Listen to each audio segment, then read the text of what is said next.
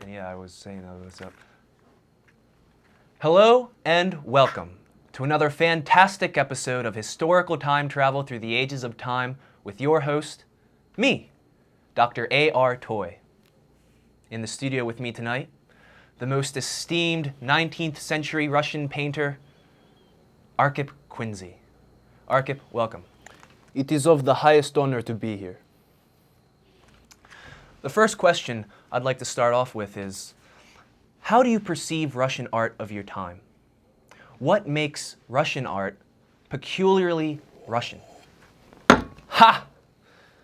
Most Russian painters are too concerned with narrative, with telling a story or conveying some obscure and vague political statement.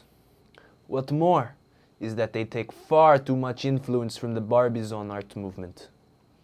Don't get me wrong, I do appreciate the works of Jean Corot, or Theodore Rousseau, or Jean-Francois Millet.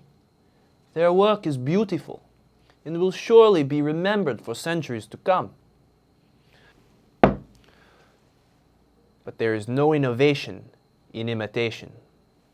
You will not find the equivalent of a Daumier or Menzel in Russia, whose technical skill has yet gone unmatched. Are there any Russian painters whose work you do respect? Yes. Of course there is Repin, who makes very socio-political work, yet his tonal contrast and energetic brushwork are worthy of attention. And of course there is Alexei Savrasov, whose landscapes exhibit a linear sensitivity that leaves one breathless. Yes, it's funny you should mention Repin. He thinks quite highly of you as well. Matter of fact, in 1913, he stated about your work, and I quote here, "His light cast a spell. He made the power of light and the illusions that spring from it the goal of his painting." Naturally, the basis for this choice lay in himself, in his phenomenal, inborn originality. But his genius stood entirely in harmony with the general movement of the times and encompassed instinctively all the changes and developments in the art of his era. Ah, Repin. It is always nice to gain admiration from those who I myself admire. Oh yes, admiration is nice and everything, but you've also gotten some severe criticism, most notably from influential artist, critic, and leader of world art movement, Alexandre Benoit, who considered your work crude and immature and lopped you in the category of the Impressionists. Alexandre Benoit is a critic, yes, but a serious artist? Have you seen his work? They are competent, don't get me wrong, but lack any true insight into the nature of his very own subject matter. They are only as deep as the paper on which he applies his critical and judgmental pen. Alexandre Benoit can eat shit, and that is something I will drink to. Wow. Critical words for a critical man. Okay, let's change the subject matter. Tell me about your upbringing. How did you get into painting? Any jobs you may have held? Well, where to begin? Well, the beginning would probably be sufficient. Yes, the beginning. Well, I was born in 1842 in the Ukrainian village of Mariupol. My family, you see, was quite poor, so I could not get a formal education. As a young boy, I had an interest in love for the effects of light and space.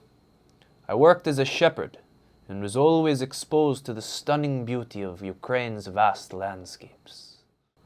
At about 1855, I went to Feodosia, by the Black Sea, to work for the most esteemed and respected painter Ayvazovsky. I mostly only mixed paints for him, but he taught me quite a bit nonetheless. Yes, I can see Ayvazovsky's acute sense of light and form present in your paintings as well, so that would make a lot of sense. Of course it would make sense. Why would it not make sense? Ayvazovsky. He was a painter. This is someone who, with the utmost ease, with only a sleight of hand, could produce the drama of a stormy seascape all in less than 2 hours. Wow, that is impressive. Of course it was impressive. Impressive doesn't begin to describe the genius he was. But bah! Enough about Aivazovsky. Anyway, after my work with Aivazovsky, I worked as a photograph retoucher for the next decade or so in Odessa and St. Petersburg. Oh, wow, okay. I see that must have had a really great influence in your sensitivity to light. So the development of photography itself played a really critical role in your own development. Photography has impacted the work of every intelligent painter, not just my own. Who knew that Niepce's discovery would bloom into the phenomenon it is and will continue to be? Ah, yeah, Niepce. I believe he was the first one to create a photographic image that didn't fade. Is that right? From his own window in Le Gras in 1826, that is correct. Interesting. Interesting indeed, but let us not digress. In 1868, after being rejected more times than I can count, I finally entered the Academy of Fine Arts in St. Petersburg. I had a concentration in landscape and graduated in 1872. I joined the Society of Wandering Art Exhibitions in 1874, but by 1879 I could no longer tolerate them. Couldn't tolerate them. Could you go into detail? Well, the society was made up of artists such as the likes of Markin Tokolsky, Andrei Raibushkin, Vasily Vereshchagin, and the most esteemed Ilya Repin. But the society was also influenced by the views of literature critics such as Bayinsky and Chernyshevsky, who held that art should have some kind of social and moral responsibility. But that wasn't your interest. No. You see, I am first and foremost interested in painting light itself, in displaying mood through the most subtle gradations of tones. You see, light to me is a concrete entity, and I seek to transmit this with all of its fullness and density onto a canvas through paint. I have political views, don't get me wrong, but I will leave politics to the politicians. My interest, my study, is that of the effects of light. The work I have made with them was not honest to myself. I was pressured to make work which was to their liking, work which they deemed important, but instead I made only pretentious trash. Wow, okay, so it seems as if you made your most important work after you left the politically driven Wanderers in 1879. Yes, I was able to create free of pressure from my peers. And it is only until after I left that I made The Birch Grove. Ah, yes. That one definitely seems the most representative of your style, what with the extreme contrasts in tones and the subtle changes of light. If you say so. Okay, well, let's backtrack a little bit. I'd like to talk about your relationship with the great scientist and inventor of the periodic table, Dmitri Mendeleev.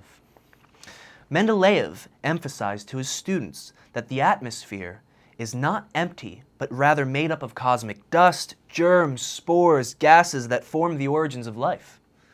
More importantly, and relevant to your own work, was that he was interested in the power of the sun and its effects. Yes. He and I became well acquainted in the 1860s. I attended many of his private gatherings and engaged in many meaningful conversations with him. One hell of a chess player. Well, you were both primarily interested in the same thing, were you not? Chemical reactions on the atmosphere, revealing the unseen spaces of nature. Okay. Another one of your major works, which once again you made after leaving the Wanderers, Moonlit Night on the Dnieper. Mendeleev once said, and I'm quoting here, "Standing in front of Moonlit Night on the Dnieper by Kuindzhi, it seems as if I am forgetting myself in a dream.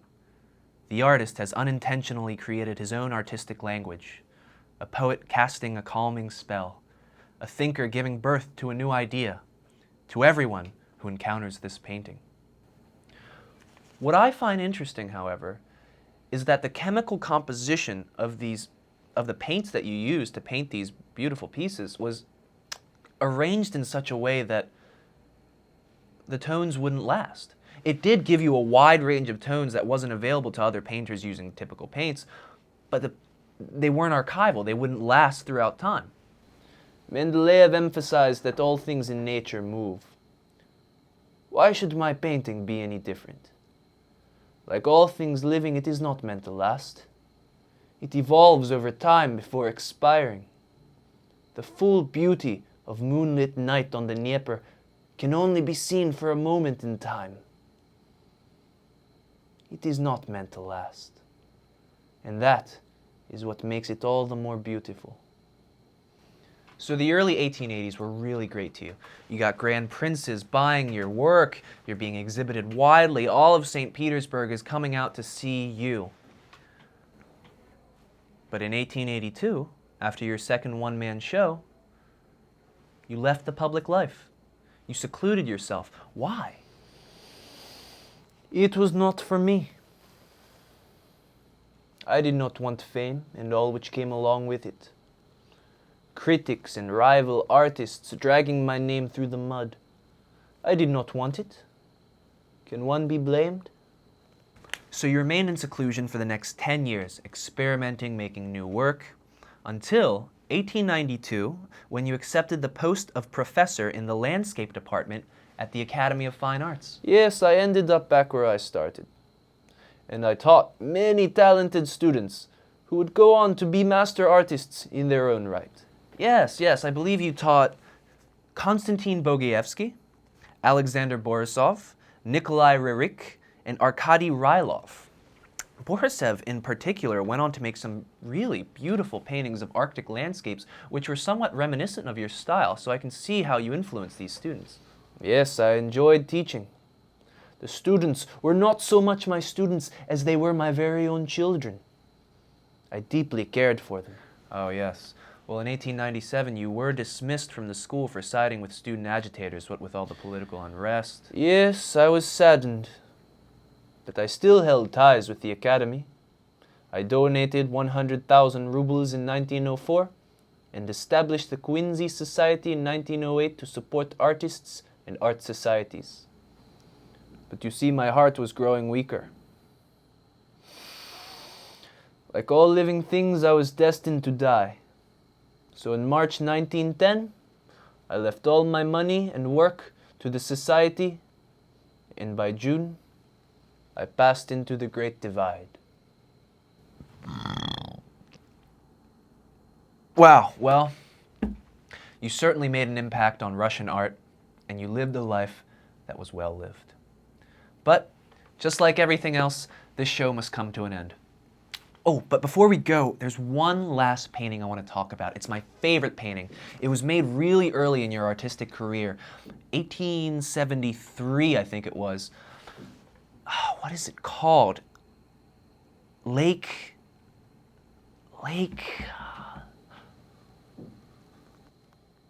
Ladoga.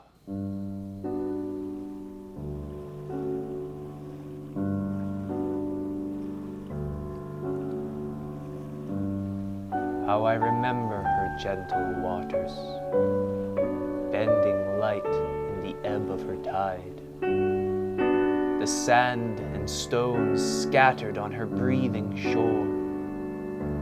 Surely, if a higher power exists, if there is a God amongst us, it lies between the light and shadow, emanating from the face of Lake Ladoga.